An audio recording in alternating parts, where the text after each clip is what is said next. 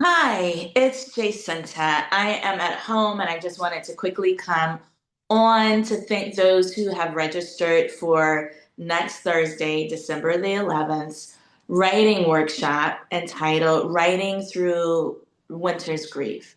And I wanted to say we still have some spots available. So if you are in the season of longing, the season of stepping back, maybe hibernating even to assess the year, if you are in a place where you're dealing with grief and sadness as we enter the holidays, I want you to know that there is a place for you in this workshop. I would love to be there to guide you, to listen to you if you want to share. There's no pressure to share, and to present some poems and some inspiration.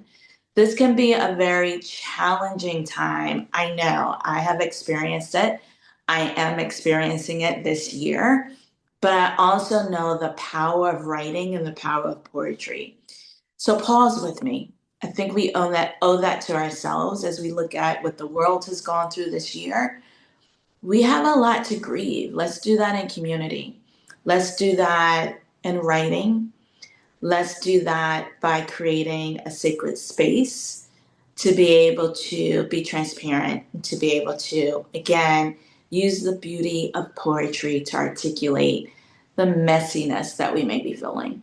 So there's the invitation. The link is thewordproject.com/workshops to find the information. It's $25 to attend. You get a packet of poems, you get prompts, you get time in the workshop to write, and you also hear more from me about how writing aids us in our healing and our grief journey.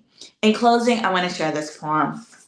So if you want to stay on a little longer, please do. If not, just go to the link now to register for Writing Through Winter's Grief. But here's a poem that I wrote some years ago that I leave with you. And it is titled Aware. You come back in my dreams, though you told me less than a year after you died that you could no longer come see me. Remember that time we had lunch outside our favorite midday restaurant near my Southfield job? We were sitting at the table under the tilted polka dot umbrella. No cloud in sight. You and your 2-foot-long hot dogs loaded me with thinly sliced turkey on wheat. It was in that dream. You took both my hands and politely leaned towards me and whispered you could no longer come meet me here. I cried that night in my sleep. It was the only place we had. And though it's been years since, when I need it most, I still see you in my dreams.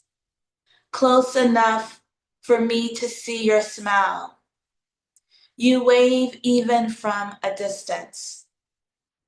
And when I wake, in that space right between and right before I am completely aware, I feel your embrace, smell your cologne, hear your laughter, and you telling me gently, I love you.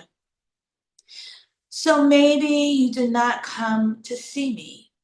Maybe in my dreams, I fly to where you are instead.